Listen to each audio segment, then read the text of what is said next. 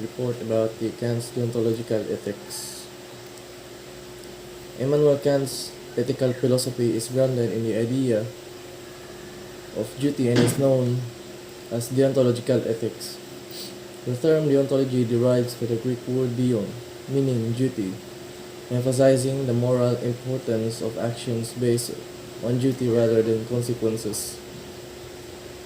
The duty-based approach, Kant's ethics focuses on the idea that the rightness or wrongness of an action does not depend on its outcomes, but on the intention behind it. Ethical actions of their potential results. For Kant, these duties are universal, meaning they apply to all rational beings equally. The key idea in Kant's deontological ethics is the concept of duty. Doing what is morally required simply because it is one's obligation, regardless of the consequences. This approach suggests that ethical obligations are discovered through reason and are not contingent on personal feelings or specific situations. Deontological ethics is all about doing what is right simply because it is your duty, and not because of personal gain or consequences. For example, imagine if you find a lost wallet full of cash. Even though no one is watching and you could use the money, Kant's ethics says you should return it because honesty is a moral duty. You don't do it for a reward of fear of getting caught, but because it is simply the right thing to do. The categorical imperative. Kant's most famous ethical principle is the categorical imperative, which is a rule for determining what actions are ethically right. The simplest form of the categorical imperative is act only according to what maxim by which you can at the same time will that it should become a universal law. This means that one should only act in a way that could be consistently applied by everyone, universally. For example, Kant argues that lying is immoral because if everyone lied, trust and communication would break down, making lying is impossible. However, the truth can be universalized because it supports the functioning of society and human interactions. For example, imagine if you're in a tough situation and lying could get out of trouble. If everyone lied whenever it was convenient, no one would trust anyone and communication would lose all meaning. So, telling the truth, even when it's difficult, helps maintain trust and order in society. It says that truthfulness is a moral duty because it can be applied without contradiction. Good evening, sir. This is my report about the duty framework in ethical decision making. The duty framework encourages individuals to focus their obligation in any given situation. It promotes making decisions based on what is ethically required rather than on what might yield the best outcome. This framework works well in situations where duties or obligations are clear and it treats all people with equal respect and dignity. So basically, the duty framework in ethical decision making focuses more on obligation and duties in a given situation, and it prioritizes ethical requirements over potential outcomes, and it treats all individuals with equal respect and dignity. For example, in this scenario, si Troy usa ka nurse and assigned siya to take care of a critically ill patient. However, Troy has just received a message that his mother is ill and need of immediate attention. So as a nurse, Troy prioritizes his patient and paghuman sa duty, ayaw pa niya gatiman yung mama. So in this example, Troy applies the duty framework by prioritizing his professional duty as a nurse over his personal duty to take care of his mother. Salamat sir, mura to. Next is Kant's theory of right.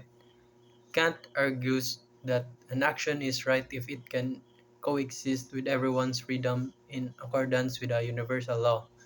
This principle highlights the importance of respecting the rights of others. For Kant, the ethical exercises of one's rights must be done in a way that does not infringe upon the rights of others. This leads to the idea that legal actions should also be moral actions, in line with universal laws, not just compliance with existing rules or regulations. So, based on the given text in the PowerPoint, Kant's theory of rights states that an action is right if it respects the freedom of everyone and follows a universal law. This means that ethical actions should not only be legally correct but also morally justifiable. A person must exercise their rights in a way that does not interface with the rights of others. Simply following the law is not enough. Actions must align with fairness and respect for all. So, ang example nga situation na ni is like usa ka trabante sa pabrika nakita og oportunidad nga makakuha og dugang materyales alang sa iyang personal nga proyekto sa balay. Wala kini klarong balaod nga nagdili niini pero sumala sa Kant's theory of right. Sayop gyapon ang iyang gibuhat kay kini nakadaot sa kumpanya ug uban niyang kauban nga nanginahanglan usab sa maong materyales. Ang husto nga buhat mao ang pagkuha lang sa hagyatag nga maayong bahin ug pagpakita og integridad sa trabaho. Legal and moral right. Kant suggests that what is legal not necessarily moral. While something might be legally correct, it might not go beyond what is legally required to consider the welfare of others. Like for example, an employee is legally required to pay employees at least the minimum wage. However, the employee chooses to pay more because they care about their employees' well-being and quality of life. This goes beyond the merely legally the realm of morality.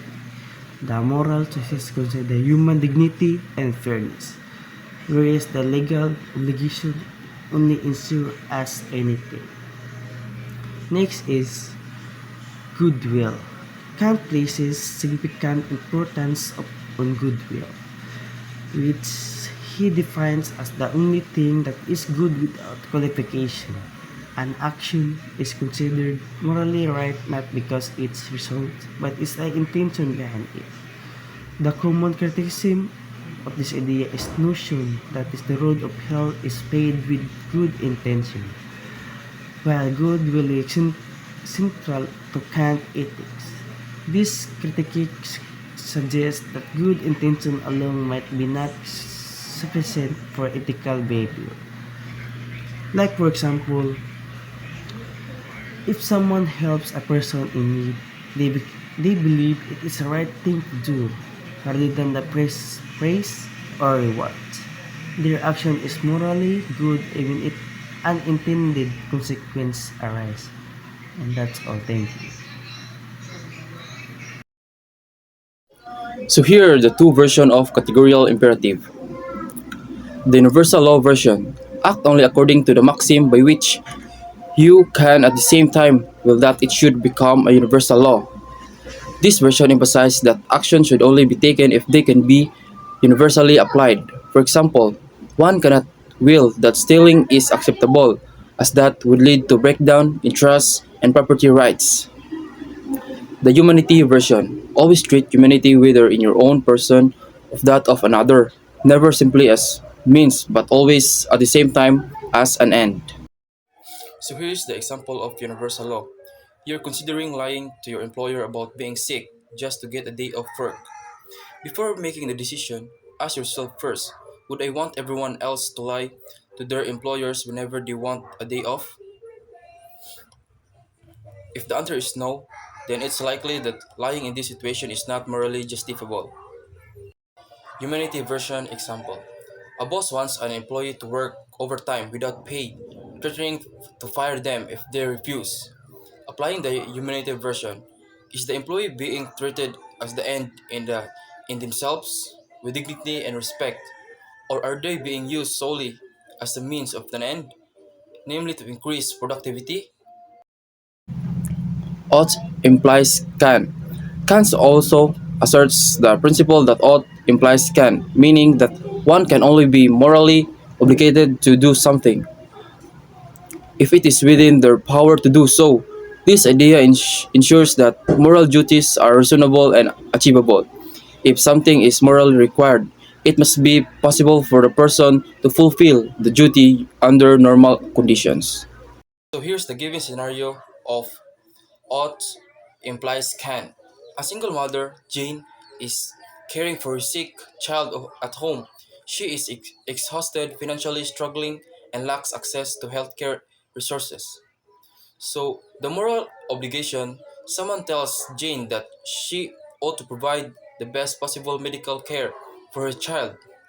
So, applying ought implies can. In this situation, it's unreasonable to expect that Jane's to fulfill this moral obligation. She lacks the financial resources, access to healthcare, and physical energy to provide the best possible medical care. So, according to the principle ought implies can, Jane cannot be morally obligated to provide the best possible medical care for her child, as it is not within her power to do so.